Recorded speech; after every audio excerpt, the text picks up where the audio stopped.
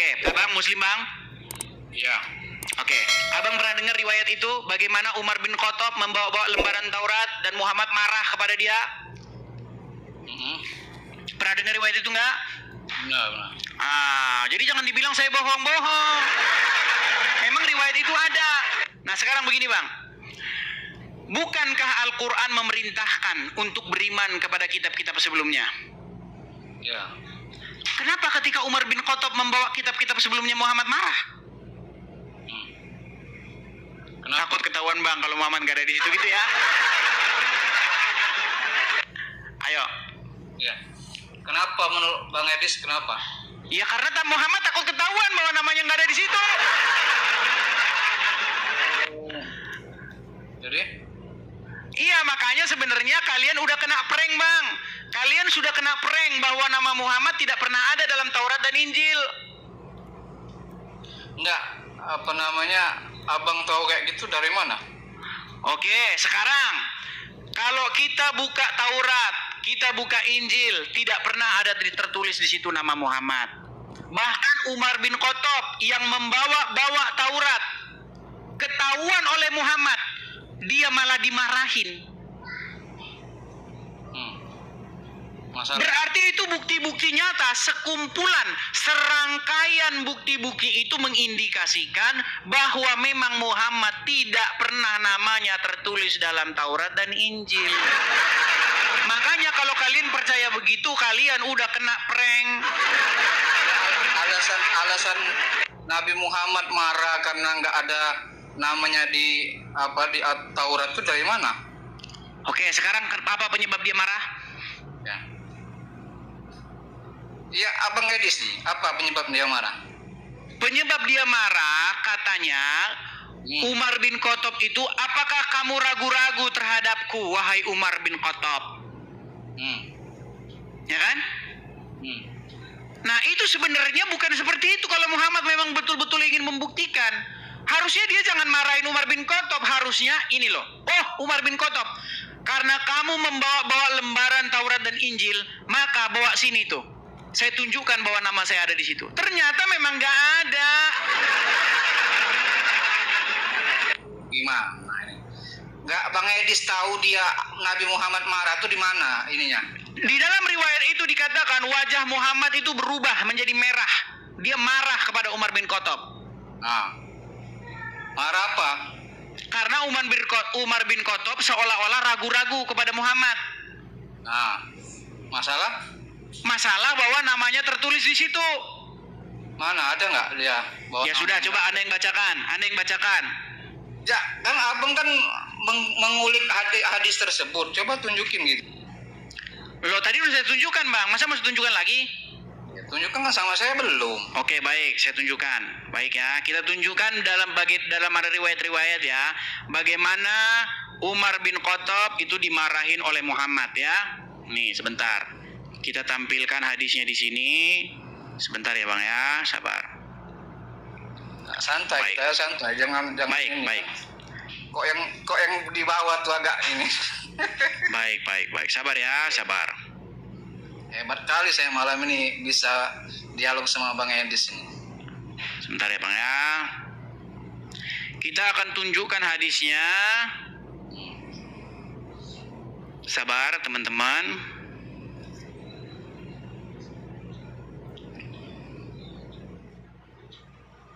Turun. Ini hadisnya agak sedikit panjang soalnya Bang ya. Ya. Tapi selama ini belum pernah dengar hadis ini atau baru kali ini bagaimana? Sudah. Kalau sudah ngapain lagi minta tunjuk-tunjuk hadisnya Bang? Enggak, kan dalam hadis itu Bang Edis ada asbabul wurudnya. Oh, asbabul wurudnya. Nah, gimana itu menurut Abang? Kalau saya belum terbaca asbabul wurudnya. Baik. Ini kan panjang ini Bang riwayatnya. Atau kalau Ustadz saja yang ngomong Anda percaya? Hah? Kalau Ustadz yang ngomong Anda percaya? Ya sekarang saya dengar dari Bang Edis ya. Baru Kalau Ustadz yang ngomong nggak percaya? Ya kalau benar ya saya percaya. Kalau Bang Edis yang ngomong kalau itu benar, ada redaksinya bahwa asbabul wurud dari hadis tersebut bahwa Rasulullah marah karena Oke, kita putarkan ini saja Bang ya. Dengarkan Bang. Ya. Biar kita ini, coba ini sambil kita dengar ya. Ini Ustadz. ya. Sebentar, saya sudah pernah ketemu dengan Ustadz ini. Ini Ustadz teman saya ngobrol dulu ya. Coba dengarkan ya, dengarkan. Nih. Dengarkan. Wajib paham Taurat, Injil, Quran agar disebut orang beragama. Aneh. Kenapa? Pertama, Al-Quran itu Pak sudah menghapus kitab-kitab suci sebelum Al-Quran. Yang kedua, Allah sendiri dalam Al-Quran mengatakan apa? Awalam yakfihim. Apakah tidak cukup untuk mereka bahwa kami telah anzalna alaikal Quran, bahwa kami telah menurunkan kepada engkau hai Muhammad Al-Quran. Apa tidak cukup? Nah, justru yang nggak cukup itu orang Islam. Tidak cukup orang Islam dengan Al-Quran. Makanya dengan kitab fikih, kitab karangan ulama, kitab hadis Bukhari, Sahih Muslim, kitab ini, kitab itu. Kita lanjutin lagi. Tapi agak percepat ya. Abang ngasih redaksi omongan dari Ustadz itu. Bukan gini. Mana? Ini namanya Ustadz Yahya Abdul Salam. Gini. Ya. Ini kita berbicara bagaimana ada orang bertanya nih. Ada seorang jamaah bertanya begini, kita itu wajib paham Taurat dan Injil. Terus dijawab sama dia. Nih, nanti dia kutip riwayat Umar bin Khattab. Dengerin dulu. Sabar, Bang. Yang ketiga, Rasul bersabda, laisa minna man lam yataghanna bil Quran. Bukan golongan kami orang yang tidak mencukupkan diri dengan Al-Quran. Imam Bukhari memaknai yataghanna di sini ayyastagniya. Artinya, bukan golongan kami orang yang tidak mencukupkan diri dengan Al-Quran. Nah, bukan golongan kami orang yang tidak mencukupkan diri dengan Al-Quran. Nah, siapa yang tidak mencukupkan diri dengan Al-Quran? Orang Islam sendiri. Orang Islam nggak cukup dengan Al-Quran. Orang Islam cukupnya dengan kitab fikih, Sahih Bukhari, Sahih Muslim, kitab imam ini, imam itu. Tapi terus, poin kita bukan itu. Poin kita nggak nyampe ya Bang. Bang, sebentar. Poin kita kan kita berbicara. Itu dulu. Nggak nyampe abang itu Pak. Itunya. Apa Nggak nyampe bagaimana sih abang ini? Bang tafsir. Satu. Dengar. Bentar redaksinya. Ya redaksi 1. Tidak cukupkah kamu dengan Al-Quran? Ya. Apakah orang Islam mencukupkan diri dengan Al-Quran? Saya tanya Bang. Apakah orang Islam mencukupkan diri dengan Al-Quran? Cukup. Tanpa hadis. Ya. Tanpa hadis. Hah? Dengan Al-Quran cukup. Sekarang saya tanya, ya. Ya. Ada bacaan tempat wudhu cukup. Iya, berarti intinya tidak cukup kalian dengan Al-Quran. Itu hanya di bibir doang. Ada penjelasannya, bro. Iya, berarti Al-Quran tidak cukup menjelaskan ya. Waduh. Iya, nggak mampu. Al-Quran nggak mampu menjelaskan. Al-Quran tiada mampu dan tiada sanggup menjelaskan segala sesuatu. Walaupun Al-Quran mengatakan demikian. Umat Islam nggak ada yang percaya. Oke Bang, sebentar gini. Biar kita nggak kehilangan poin kita. Sebentar. Bang tafsir, biar kita nggak kehilangan poin kita. Nyampe ke situ abang itu. Oke, gini aja. Kita lupakan itu sebentar, Bang. Kita kan poin kita tempat wudhu dijelaskan arah kanan atau arah kiri, belok kanan. Yang menjelaskan Al-Quran bukan? Yang menjelaskan Al-Quran bukan? Kalau dijelaskan semua, tebel ke Al-Quran itu. Ya nggak masalah. Di mana ayatnya yang mengatakan kalau kami menjelaskan semua ayat Al-Quran terlalu tebal? Kamu aja katanya dua lembar manuskrip. Sekarang saya tanya dulu kepada Anda. Tafsir, dengar. Muat nggak hadis di dalam kitab? Hah? Muat nggak hadis-hadis dalam kitab? Muat nggak kalau muat nggak itu kalau dalam Al-Quran? Bilang aja Al-Quran tiada mampu menjelaskan. Oke, sekarang kita sebentar Bang. Abang ini nggak nyampe abang. Sebentar Bang tafsir sedikit Bang. Bang tafsir. Sabar dulu Bang. Sabar dulu. Saya ucapkan satu itu ada S, ada A, ada T, ada U. Berarti Al-Quran tidak merinci ya? Iyalah. Walaupun baik, Al-Quran bukan kitab yang terperinci teman-teman. Al-Quran bukan kitab yang terperinci. Oke. Bang coba baca ini. Ayo. Coba baca. Abang baca. Ini surat Hud ayat yang pertama, coba baca. Ya. Hmm. Alif Lam Ra. Hmm. Kitabu. Inilah Dibaca kitab terjemahannya yang ada lah. di- Ayolah, langsung terjemahannya, ayo. Ya. Inilah kitab yang ayat-ayatnya disusun dengan rapi, kemudian dijelaskan secara terperinci. Nah, kitab Al-Quran terperinci nggak? Nggak percaya. Orang Islam tidak ada yang percaya bahwa Al-Quran terperinci. Mereka percayanya, yang terperinci itu hadis Bukhari. Sudah saya bilang, Bang, tidak ada orang Islam yang percaya dengan Al-Qurannya. Percayanya di bibir doang. Walaupun Al-Quran berkata bahwa Al-Quran ini dijelaskan secara terperinci, disusun secara rapi, orang Islam nggak percaya. Abang sudah kasih apa? Surat Hud itu. Surat Hud ayat 1. Sekarang saya tanya, apa itu asbabul nuzulnya? Melari ke di mana di sini ada asbabul nuzulnya? Di mana di sini ada asbabul nuzulnya, Bang? Abang Bang, sampai. kitab asbabul nuzul itu sendiri bermasalah. Bang, gini. Ngomong-ngomong soal asbabul nuzul, Abang sudah kepala. Bang, dengerin, Bang. Saya ini kan, dengarkan. Saya ini kan orang yang ngerti Al-Quran. Bahkan saya nggak pernah ketemu dengan orang Islam yang ngerti Al-Quran. Lebih ngerti Quran daripada saya. Fakta. Tidak pernah saya menemukan ada satu orang Muslim yang lebih mengetahui agama Islam daripada saya. Tunjuk siapa orangnya. Saya tanya, asbabul nuzulnya mana? Dengarkan. Saya jawab ya, saya jawab. Saya tanya sekarang, kalau kamu nggak paham Al-Quran ya, ilmu-ilmu apa yang harus ada pada saat menafsirkan Al-Quran? Harus membaca kitab-kitab sebelumnya.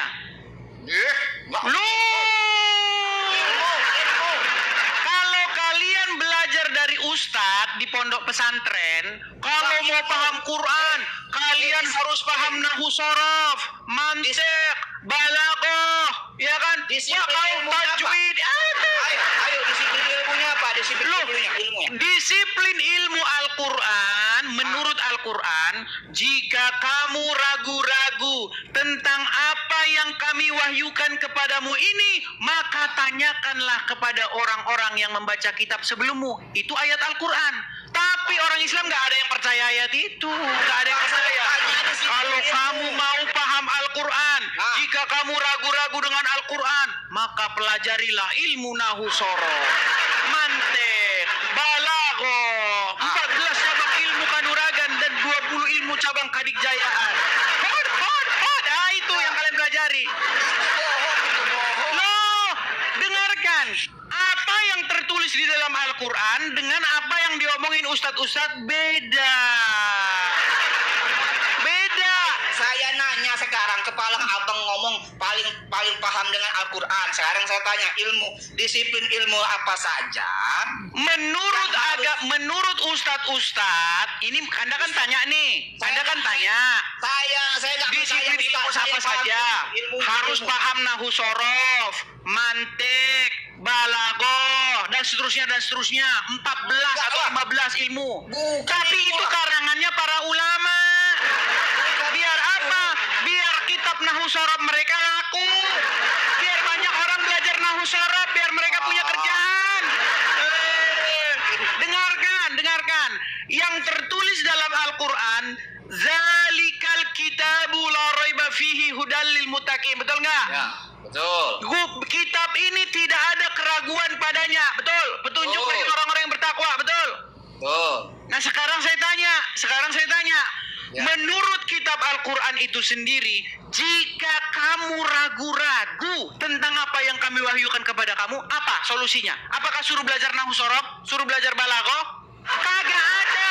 Kalau kamu ragu-ragu, tanya sama orang yang membaca kitab sebelumnya. Dibilangin kalau suruh membaca Quran, harus tahu kitab-kitab sebelumnya. Taurat, Zabur, dan Injil. Dibilangin nggak percaya. Mau saya tunjukkan ayatnya? Bang, kita ini Sebentar, mau saya tunjukkan ayatnya. Disuruh. Pengetahuan. Waduh, loncat.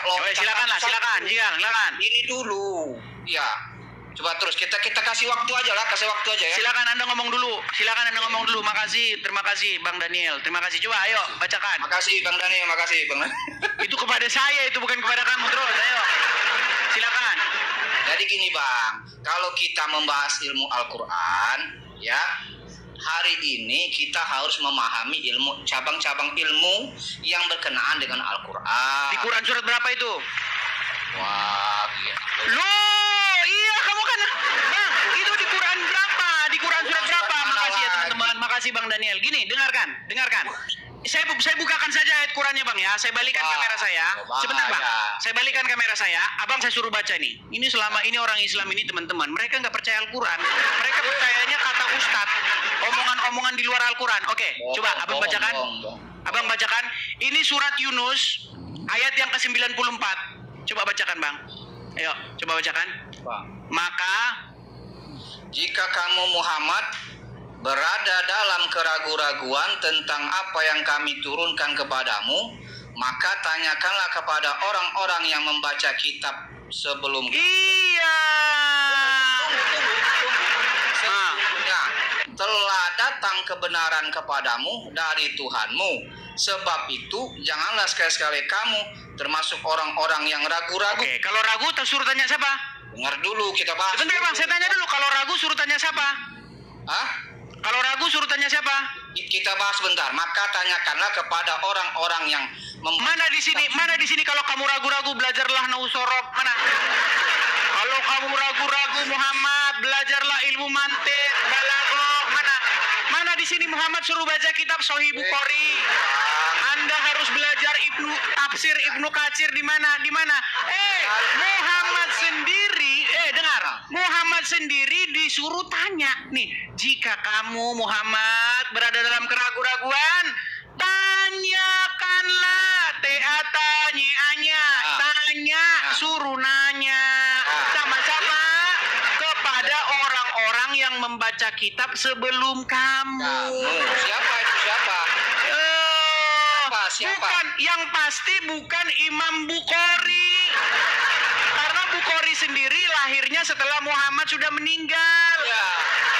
Jadi Terus kenapa umat muslim sekarang malah nanya kepada Imam Bukhari, malah nanya kepada ahli fikih, bukannya bertanya kepada kitab sebelumnya? Sungguh Anda berada dalam kesesatan yang nyata. Bang Edis siapa yang membaca kitab sebelumnya itu siapa? Yang pasti adalah ahli kitab, yaitu orang-orang yang membaca Taurat, Injil. Mana Injil sama Tauratnya? Nah, Injil ada sekarang. Kami bawa, kami pegang. Nah, ternyata nggak ada Muhammad di situ. Gimana? Ya udah, sekarang di mana Taurat dan Injilnya? Mana Injil aslinya mana? Ya udah, di mana Taurat dan Injilnya di mana? Ya. Gimana? Benar Injil sama Taurat mana? Loh, justru gini, sekarang begini. Aduh. Seluruh dunia, dengar, seluruh dunia, abang mau pergi ke benua manapun, Ya. Taurat dan Injil itu dipegang oleh orang Yahudi dan Nasrani. Selain daripada itu, nggak ada umat yang memegang Taurat dan Injil, nggak ada selain Yahudi dan Nasrani. Terus kami bilang, itu kan dipalsukan. Ya udah, mana aslinya? Mana? Meninggal dunia.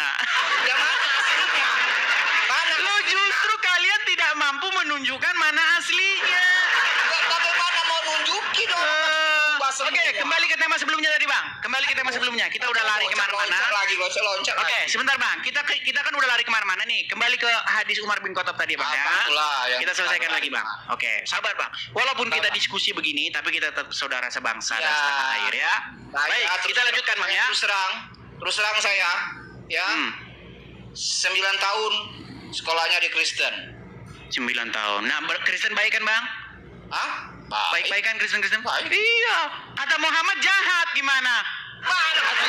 Loh, di dalam hadis disebutkan janganlah kamu berteman. Bang, Loncat mana? Bang, sebentar ini. Oke, kita lanjut nih. Bang, di dalam hadis ada sebuah larangan. Kalian nggak boleh berteman dengan Nasrani. Abang kaget kan? Konteksnya apa dulu? Tuh, konteksnya lagi. Kalau berkenaan dengan keimanan, jangan. Nggak ada Bang. Di dalam hadis janganlah kamu berteman dengan orang muslim. maupun orang Nasrani, orang-orang kafir. Bahkan Bang, janganlah makananmu dimakan kecuali orang-orang Muslim. Mana hadis? Mana hadis? Anda tidak percaya terhadap saya, saudara-saudara. Waduh, sungguh Anda nekat yang nyata kalau seperti ini ya, saudara-saudara ya. Oh, Anda ini nekat yang nyata. Sebentar ya, nih. Saya tunjukkan kepada Anda. Saya tunjukkan kepada Anda ya, nih. Nih ya. Sebentar. Sabar ya Bang ya. Sabar Bang. Ada hadisnya Bang. Nggak boleh Anda itu makanan Anda itu dimakan oleh orang non Muslim, nggak boleh. Makanya Bang, jadi orang Muslim Anda itu Bang ribet Bang, saya bilang. Nih, saya tampilkan. Dia masih mengatakan saya fitnah. Bang, kalau saya fitnah Bang, nggak usah repot-repot laporin saya polisi Bang. Saya lompat dari Monas Bang kalau saya fitnah. Oh, dibilangnya saya fitnah katanya, saudara-saudara. Bukan fitnah, pemahamannya aja. Oke, nih Bang, Abang bisa baca. Coba ayo, baca ini. Hadis siapa ini? Hadis siapa? Nih, ini hadisnya. Ini Arabnya. Ya kan? Langsung intinya. Nih. Abu Sa'ad dari Abdu. Oh, Abang aja baca, silakan. Abu Sa'id Al-Khudri radhiyallahu anhu dari Nabi sallallahu alaihi wasallam, beliau bersabda, jangan engkau berteman kecuali dengan orang beriman, dan jangan memakan makananmu selain orang yang bertakwa. Iya, nggak boleh Bang, makananmu itu nggak boleh orang non Muslim. Bang, jangan redaksional, bahas di bawahnya apa? Oke, silakan nih, baca lagi. Seorang Muslim wajib menyertai orang baik di semua keadaan. Betul. Orang baik, nggak ada orang yang beragama. Iya, tadi Anda bilang Kristen baik. Bang, barusan nggak tadi Abang bilang orang Kristen baik? Abang bilang barusan gitu nggak? 9 tahun saya sekolah di Kristen, betul nggak? Ayo. Bukan orang Kristen baik. Semua manusia Sekarang itu tuh, baik. kan sekarang dia nggak mau nih. Gara-gara udah kena masuk racun hadisnya itu, masuk ke kepala dia. Sudah ada orang Kristen yang baik, sekarang berubah kan?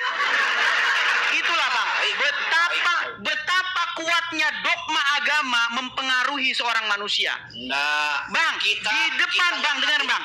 depan matamu sendiri, selama 9 tahun Anda melihat bagaimana orang-orang Kristen, sahabat-sahabatmu orang-orang baik. Tapi ketika hadis saya tunjukkan di hadapanmu, orang Kristen nggak baik. Berat, saudara-saudara. Siapa yang ngomong orang Kristen nggak baik? Oke, sekarang saya tanya, boleh nggak memakan makananmu selain daripada seorang Muslim? Boleh. Saya tunjukkan lagi hadisnya. Ini benar-benar nekat yang nyata ini teman-teman. Nih, itu belum selesai. Ayo. Oke, coba baca lagi yuk. Coba baca lagi. Ayo, apa? Janganlah memakan makananmu. Artinya jangan ada yang memakan makananmu selain orang yang bertakwa. Adakah orang Kristen bertakwa? Adakah orang bertakwa? Ini Bang Edi. Berat, saudara-saudara. Membohongi diri sendiri. Bang, makanya saya bilang Bang, kalau anda Muslim, Anda nggak boleh bagi-bagi makanan kepada orang non Muslim, karena jangan memakan makananmu selain daripada orang yang bertakwa. Makanya saya bilang Bang, mustahil Anda jadi orang Islam di detik yang sama Anda mau jadi orang baik. Loh, sekarang kalau Anda Bang Anda percaya nggak hadis ini? Sekarang saya tanya, percaya hadis ini nggak? Percaya. Oke, boleh nggak di sini memakan makananmu selain daripada orang yang bertakwa? Oh, kamu kan nggak ngerti di penjelasan di bawahnya apa? Palsu. Kamu mendustai penjelasannya. Penjelasannya di bawah apa? Bang, Di bawah itu. apakah di dalam kitab hadis ada penjelasannya? Bukankah ini sudah begitu jelas dan terang? Bukankah sudah begitu jelas dan terangnya? Ayo. Sungguh Anda nekat yang nyata. Sampai di ilmunya ini. Hadis itu ada asbabul wurudnya. Mana asbabul wurudnya? Bang, ini jelas-jelas berbunyi bagaimana nih. Janganlah engkau berteman. Nih Bang ya, yang warna hijau ya. janganlah engkau berteman kecuali dengan orang yang beriman. Dan janganlah ada yang memakan makananmu selain orang yang bertakwa. Artinya, Anda jadi Islam, di saat yang sama Anda pasti jadi orang ribet. Anda maunya berteman dengan yang Muslim saja. Makanan Anda nggak boleh dimakan sama orang yang bukan non-Muslim. Salah memahami hadis. Loh, inilah akibat Anda mengikuti ajaran agama hadis. Bawah itu ada penjelasannya. Sungguh Anda nekat yang nyata. Kamu tutup-tutupi. Bang, di mana saya tutup-tutupinya, Bang? Saya ini ada penjelasannya. Loh, Bang, dengerin ya, dengerin. Aduh. Dengerin Alkisah, saya punya kisah. Dengerin, Bang. Ya, Saya punya boleh. teman. Saya punya teman, ya, namanya itu AA Sapa begitu ya. Saya nanti hari Minggu saya mau main ke rumah AA ya. Oke, kata dia. Oke, Bang, main. Nah, mainlah saya ke rumah dia. Oke. Nah, di depan rumah dia, nggak terlalu depan lah, agak-agak samping. Dia bilang begini, Bang, itu ada tetangga saya. Dia pakai cadar, jilbaban hitam cadaran. Dia bilang begini, itu Bang, nggak mau dia berteman sama kami aja orang Muslim, dia nggak mau berteman. Ternyata saya bilang sama dia, tahu nggak Bang itu karena apa? Itu karena hadis memerintahkan jangan kamu berteman kepada orang. Makanya mereka justru sedang melakukan ajaran itu. Makanya Bang, ada loh Bang.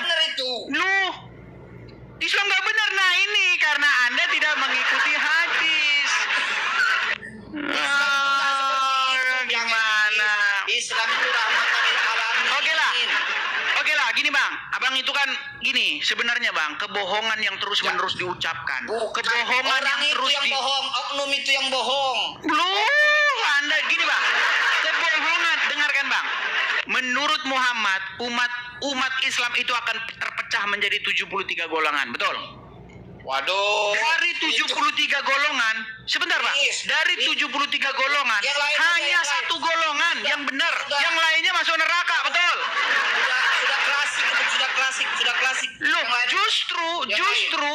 justru Bang, yang oknum-oknum yang jumlahnya 1-2 itu justru itu malah yang golongan yang kecil.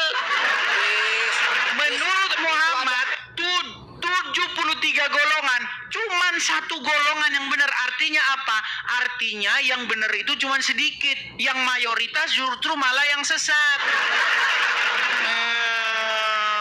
Itu bahasa. Oke, sekarang kita kembali ke hadis tadi, Bang. Kodis. Itu bahasan tentang firqo, enggak Ya, yang lain aja. Abang nggak sampai ilmu Anda ke situ, nggak sampai ilmu Abang ke situ. Sekarang kita kembali ke tema tadi. Nih ya. Kamu ini Bagaimana Umar bin Khattab dimarahin, Muhammad marah. Nih, dengerin Bang hadisnya. Dengerin ya.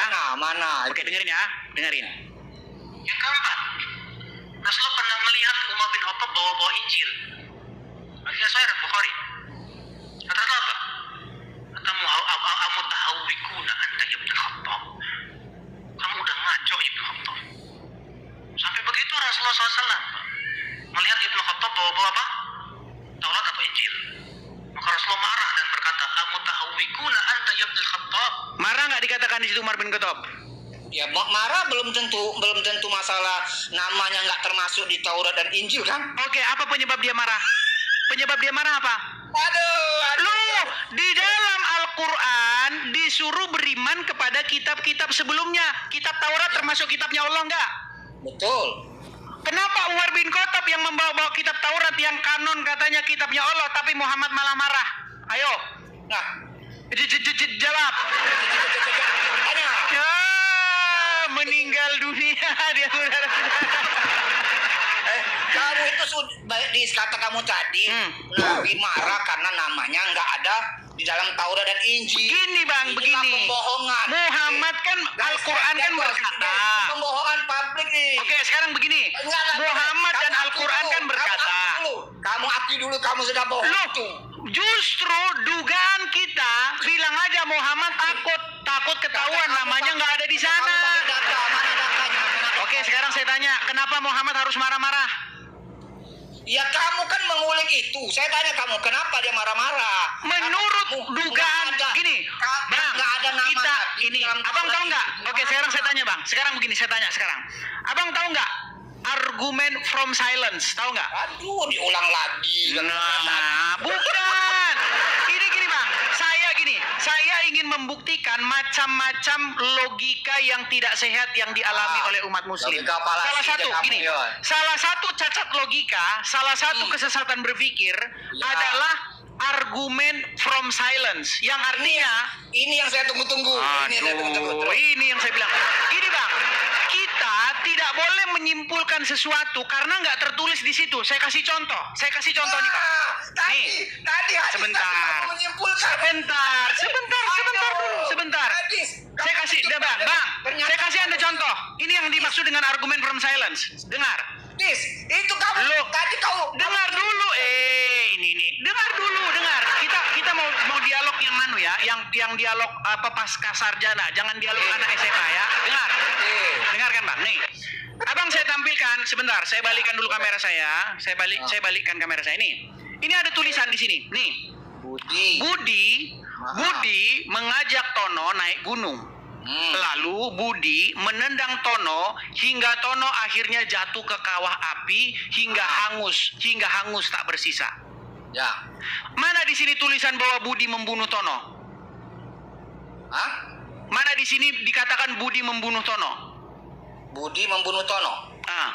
Mana tulisannya di sini? Tertulis nggak di sini bahwa Budi membunuh Tono? Mana tulisannya? Mana? Nggak ada.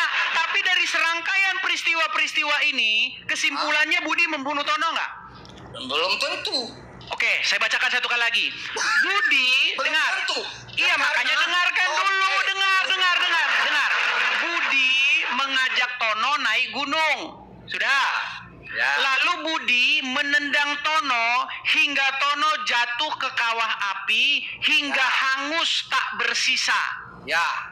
Berarti mati nggak Tono di sini? Belum tentu. Hangus tak bersisa, masih hidup. Loh, ini loh jelas Tono jatuh ke kawah api hingga hangus tak bersisa. Masih hidup, berarti dia masih hidup. Oh, hangus tak bersisa, masih hidup, saudara-saudara. Berat jadi orang Islam, saudara-saudara.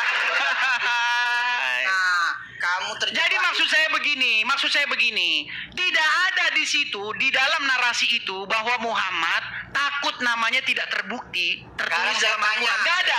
Tetapi dari rangkaian peristiwa itu, dengarkan dulu, ini yang dimaksud dengan argumen from silence. Argumen from silence adalah sebuah argumen yang dikemukakan karena tidak tertulis demikian. Sebagai contoh. Betul. Selama saya ngomong sama kamu, saya pernah nggak ngaku kalau saya manusia? Selama kita tadi ngobrol panjang lebar, nggak pernah kan saya bilang saya adalah manusia, nggak pernah ngomong. Nah, argumen from silence adalah sebuah pola pikir.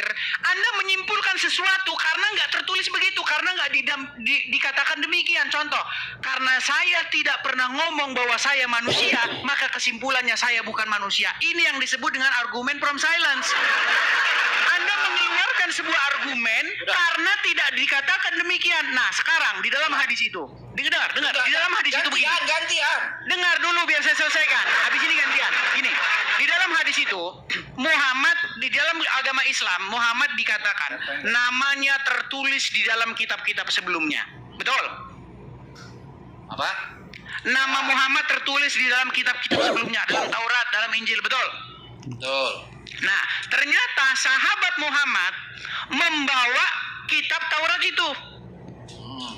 Tapi responnya Muhammad bukan positif, responnya malah negatif. Padahal dalam Al-Quran disuruh beriman kepadanya. Nah, sekarang begini, kita menyimpulkan apa alasan Muhammad sehingga dia responnya negatif. Kamu aja. Berarti Muhammad takut ketahuan bahwa namanya tidak ada di situ. Betul? Silakan, tanggapi. Kamu terjebak di narasi kamu sendiri, ya nggak? Udah nggak bisa jawab ya. Ayo, apa sebab Muhammad takut marah sehingga marah kepada Umar bin Khattab? Apa? Katanya gantian. Ya silakan, ayo. Diam dulu. Kamu tadi membuat redaksi tadi Tono Budi mendorong Tono. Coba apa jawabannya? Apa sebab Muhammad marah kepada Umar bin Khattab? Kamu ngomong panjang boleh, saya ngomong panjang nggak boleh. Iya sudah, coba apa poinnya? Apa Diam dulu, sebabnya? Diam dulu. Apa? Kamu tadi bilang Budi kata Tono. Ada nggak kata Nggak ada. nggak ada? Kamu Nggak ada. menyimpul Iya, karena Budi menendang Tono sehingga dia jatuh ke kawah dan tubuh Tono itu hangus tak bersisa. Berarti serangkaian perbuatan itu. Gimana? saya ngomong dulu. Silakan. Enggak, kamu ngomong dipotong terus. Silakan. Nah, kata kamu ya. Ini kan kesimpulan kamu. Kalau kesimpulan panelis lain beda lagi. Kesimpulan orang lain beda lagi. Dia bukan Budi, dia itu ditendang Budi, lalu ada pohon yang jatuh menimpa Tono. Nah, ini udah ngarang bebas. Udah, ada tidur di bawah. Udah, ini udah pusing kalau ngomong-ngomong kayak beginian, udah tidur dah. Kita udah serius.